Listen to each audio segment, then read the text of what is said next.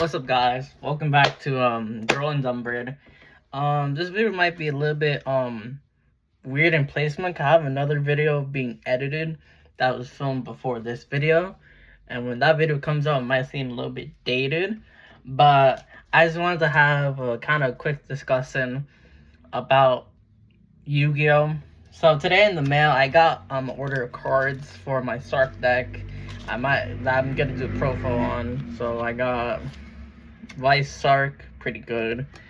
Hydrazet Sark, pretty good for sending stuff to grave. And then the last card that I ordered, Triple Tactics Talents. This is from the legendary decks for Sky Strikers, Mr. Rookie, and X Sabers. And I was looking at Triple Tactics, and I'm thinking to myself, this is a good card, but it's locked behind a pretty difficult effect, but not really. Because this card does read Pot of Greed, Chains of Heart, and Delinquent Duo. And as we know, Chains of Heart is unbanned right now, but then stuff like Delinquent Duo and Pot of Greed is still banned, right?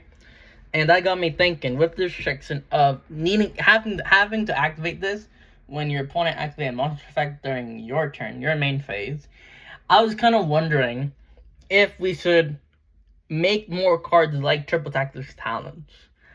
And I know that we have other copies or other versions, especially with Tactics Thrust.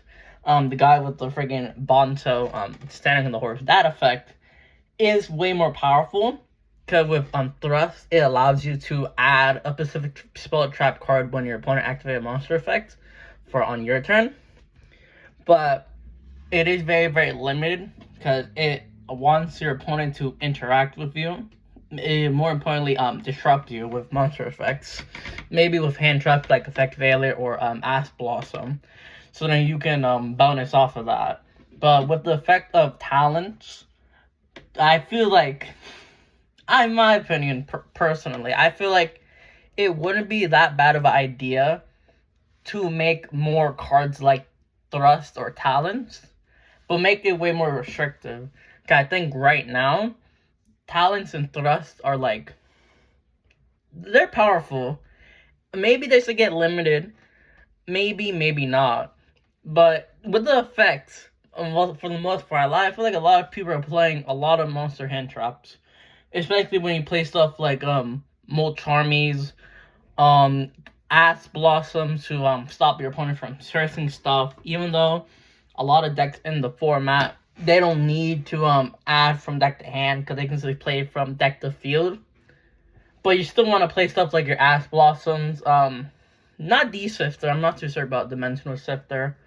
Effect Veiler definitely for another monster negate. Maybe some other the Ghost Girls too. And of course, Triple Tactics Talents and Thrust are like the hard counter to that. Like, you punish your opponent for playing on your turn.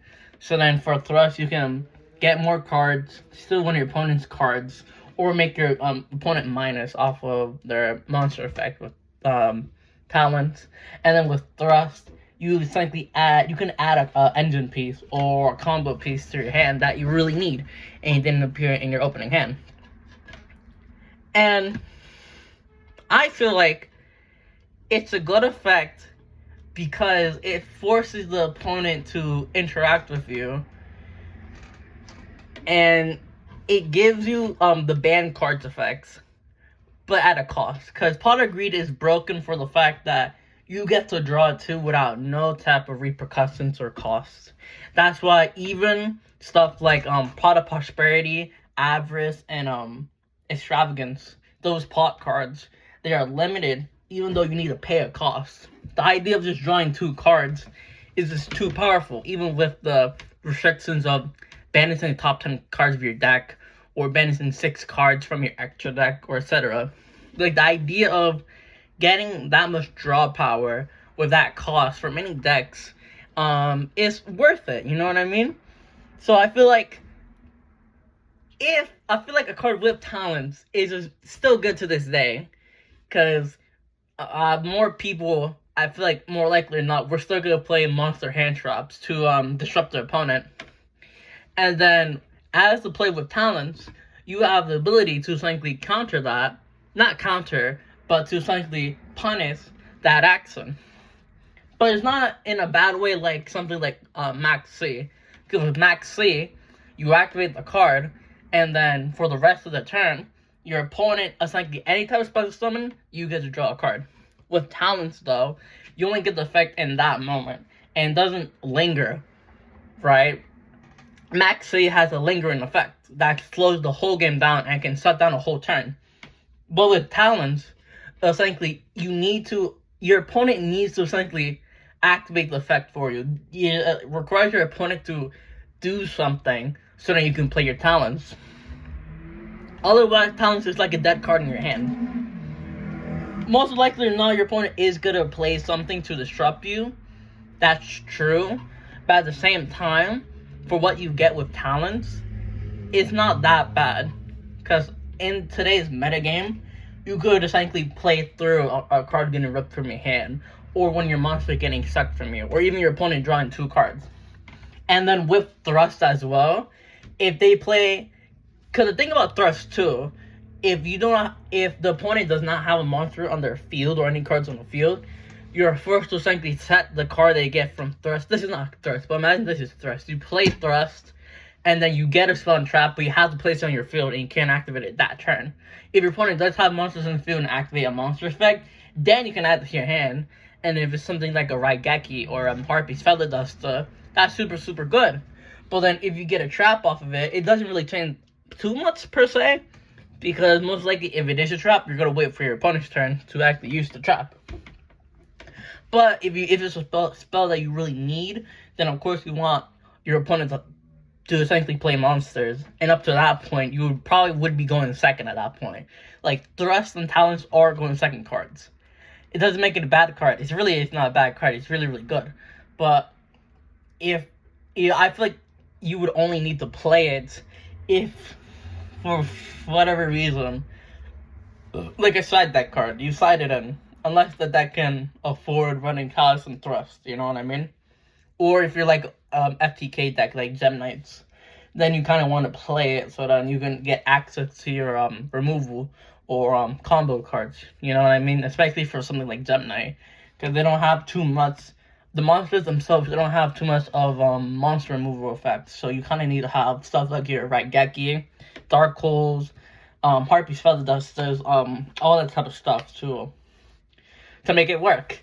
So, what I'm trying to say is that I feel like we should have more cards like Talents. So, for example, stuff like Molcharmies, where you get a specific beneficial effect, but then there's some sort of downside or restriction to it. So for Talents, you need your opponent to activate a card effect first, like a monster effect, so you can actually play Talents. Molcharmies is essentially specific for one type of special summon, so special summon from the deck, special summon from the hand, special summon from the extra deck, because that's what each one of them do. And then essentially shuffle all the cards that you drew back into the deck too, which is another way to restrict it, to not make it too powerful, because the Molcharmies were really made to be the Max C substitute, because Max C, when that was legal, you could essentially play 3, and then that gave you access to any her spell summon your opponent does, you get the plus. But with the Molcharmies, it's more of a pick and choose type of thing. Because if you play all 9 Molcharmies, you won't have enough space for other stuff, unless the deck can afford it. I wouldn't recommend it though, because the Molcharmies special summon stuff is too limited compared to a Max C. So depending on what your opponent is playing, you might have to decide in this version, you might have to decide in Fluos or the other ones. So, my point stands, hopefully stands, that stuff like, I think Talents as a card, like the idea of a Talents where you have a broken effect attached to it, more should be made, but I think the more powerful the effect, the more restricted it must be. And I'm talking more about hand traps or splint traps that gives you like a broken effect. Maybe, I don't know, like maybe something like rollback netcode. Rollback netcode, that's like, it's kind of uber broken. It's only really uber broken because of Beatrice, but that's banned now, so it's kind of alright. I think that's the same thing with talents too. Like the effect of copying card traps effect, that's alright too. Talents is not broken right now. I don't. It's not broken in the sense that you're always gonna benefit off of it, because it's kind of asking your opponent to do something, and then if your opponent knows what they're doing, they don't have to do anything on your turn, and they can probably pop off during their turn, making stuff like your thrust or talent useless. No, but yeah, that was just kind of my video. I just tell me in the comments how do you feel about this, and yeah.